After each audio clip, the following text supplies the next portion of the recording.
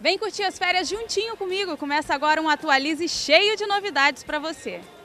E no programa de hoje a gente conhece a Missão Haiti, os combatentes que foram para esse que é um dos países mais pobres do mundo. No Noiva em Apuros, você confere todas as dicas para não errar na escolha do buffet. Tem também conversa de salão e falando de negócios.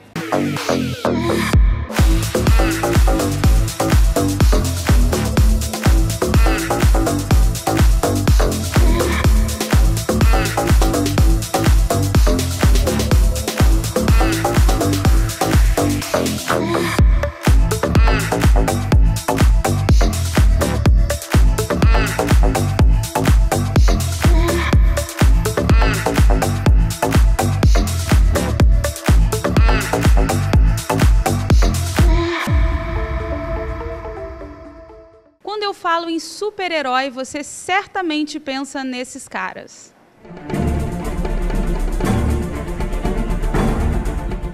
Mas eu estou falando de heróis de carne e osso, desses que fazem a diferença na vida real das pessoas.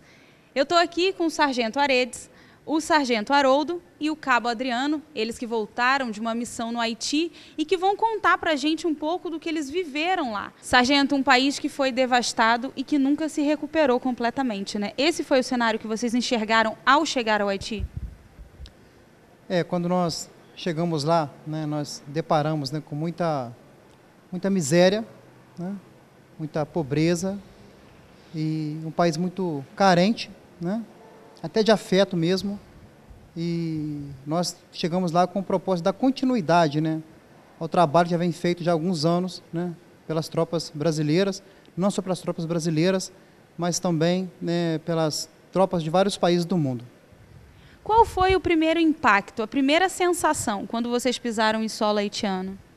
Sensação de impotência. A minha primeira impressão foi essa, de que achava que não daria conta de resolver ou tentar resolver o problema daquele povo, que de cara a gente viu que era muito sofrido. Cabo Adriano, você consegue definir em poucas palavras o que foram esses meses que você viveu lá no Haiti?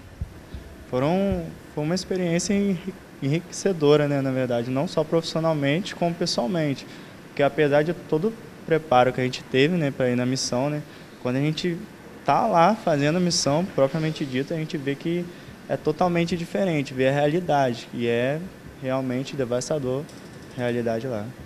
O Cabo Adriano falou em preparação. Como é que funciona esse pré-missão? Como é que funciona essa preparação para que vocês realmente cheguem lá com a consciência de que podem realmente fazer a diferença? Como funciona a preparação?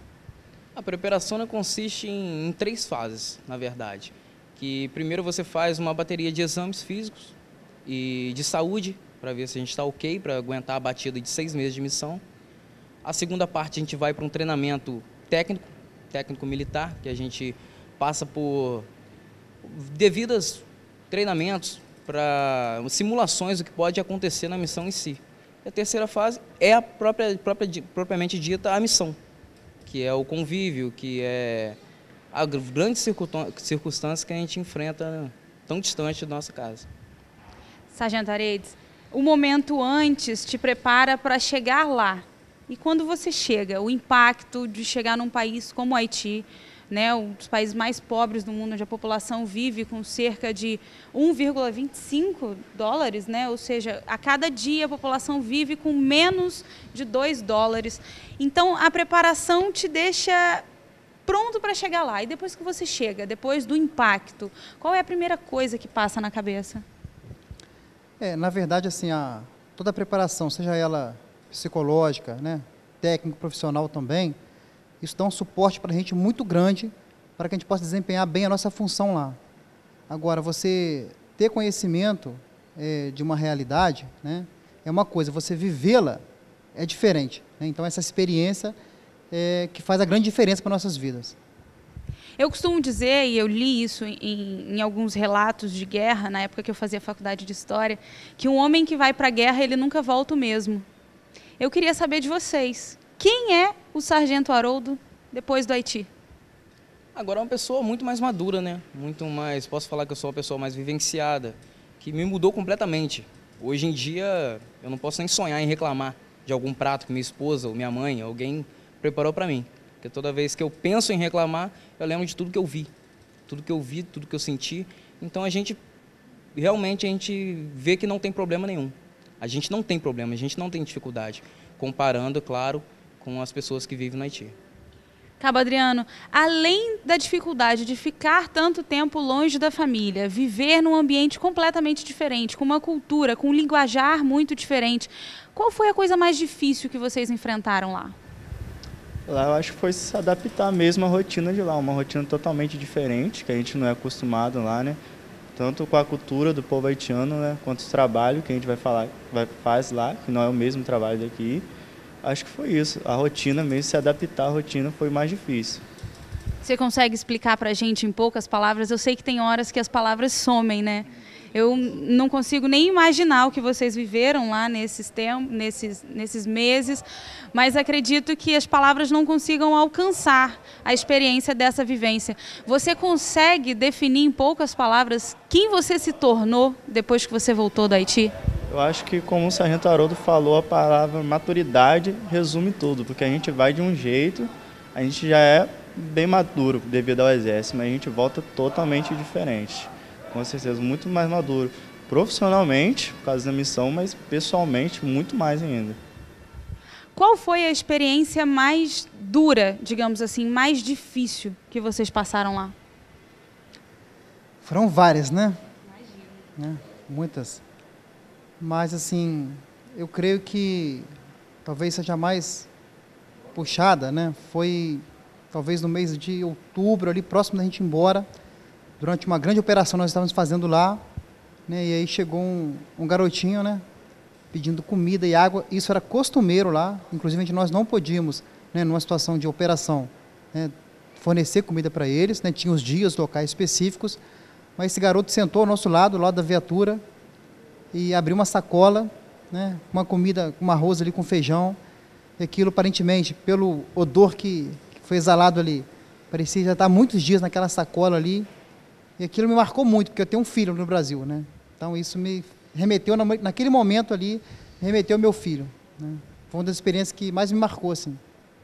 Nossa, realmente, a gente ouvindo, assim, é difícil imaginar tudo que vocês passaram lá.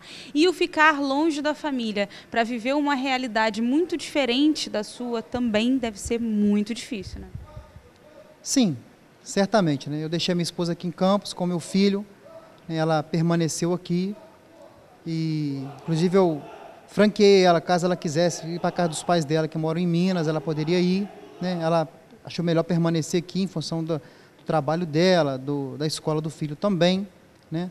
Mas certamente ela ficou fisicamente aqui, mas o coração dela estava lá junto comigo, e o meu coração certamente estava aqui também junto com ela, né? A gente se falava todos os dias, né? Muito interessante, né, ressaltar que é disponibilizado internet grátis, internet de boa qualidade para a gente. Então, assim, todos os meios possíveis para que a gente possa ter um contato o maior tempo possível com a família, isso é disponibilizado. Isso é muito bom para a gente. Com certeza, essa abdicação do tempo vivido com a família aumenta ainda mais o mérito de vocês numa missão como essa. Agora vamos falar um pouquinho mais específico da missão. Qual é a missão hoje das tropas brasileiras que estão no Haiti? Qual foi a missão de vocês lá? Nossa missão em si é manutenção da paz, porque a paz ela já foi imposta no Haiti. Hoje não temos mais guerra civil no Haiti, então a gente tenta fazer a manutenção, que o Exército ele exerce a função de terceiro nível de força a ser empregada no Haiti, porque agora a gente já tem a Polícia Nacional Haitiana, que qualquer problema que ocorre no Haiti, assim como no Brasil, é chamado a Polícia Nacional Haitiana, em primeiro nível. Em segundo nível é chamada UNPOL, que é uma polícia internacional, que é a polícia que fiscaliza essa PNH, que a gente chama.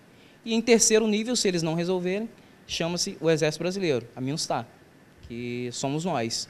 E isso basicamente é a missão. A gente é uma força reserva do que a polícia não consegue resolver em problemas haitianos. Entendi. Cabo Adriano, eu fiquei sabendo que os brasileiros, os soldados brasileiros, são os queridinhos dos haitianos. É verdade? É a turma sangue bom, é verdade isso? Isso, verdade. Eles costumam chamar a gente bom bagai, que no dialeto deles significa gente boa. Porque o brasileiro em si ele já tem esse costume, né, de se dar bem com todo mundo, todos os povos do mundo todo. E lá não é diferente não, o brasileiro ele ajuda muito a população haitiana. Então eles veem isso, recebem isso e transmitem isso para a gente também. Bastante interessante. Então vocês se sentiram abraçados pela população haitiana, literalmente, né? Com certeza, com certeza. A gente era muito querido e a gente também tinha aquele apego ali para os mais chegados, porque a gente fazia uma rotina de patrulha que era basicamente os mesmos lugares. Então já tinha aqueles bombagais, né, que a gente chamava também, de chamar muito Zamin, que é amigo, né, no dialeto dele. Então a gente tinha aquele grupinho que era nosso, vamos dizer assim, nosso fã-clube na região. Que bacana, e a gente vê a valorização do soldado, né? Como é que é essa questão da relação do soldado com a população? Você sentiu muita diferença da relação do soldado com a população haitiana, da relação do soldado com a população brasileira? Sim, senti porque nós estávamos o tempo todo, né, em contato com a população, né? Diferente daqui no Brasil, logicamente nem em todos os lugares, né? Eu particularmente tive a oportunidade de estar durante 3 anos na Amazônia e esse apego, né, que a população tem também pelos militares é muito nítido, né? Talvez na região sudeste, né, que talvez o militar não está o tempo todo na rua, né, exceto assim episódios como eleições, então talvez não tenha esse apego tão grande, né? Mas é isso que eu percebi. Que bacana. A gente vai ficando nesse bloco, eu vou encerrando por aqui. Eu quero agradecer muito por vocês terem recebido a Atualize aqui na casa de vocês, né? Porque afinal de contas é a casa de vocês. Muito obrigada por terem nos recebido. E agora vocês entenderam por que a gente está falando de heróis de verdade, né? De carne e osso. Heróis que fazem a real diferença na vida das pessoas. No próximo bloco, a gente vai falar um pouquinho sobre as operações de paz, porque eu fiquei sabendo que operação de paz é coisa de brasileiro. Você vai entender por quê já já, não sai daí.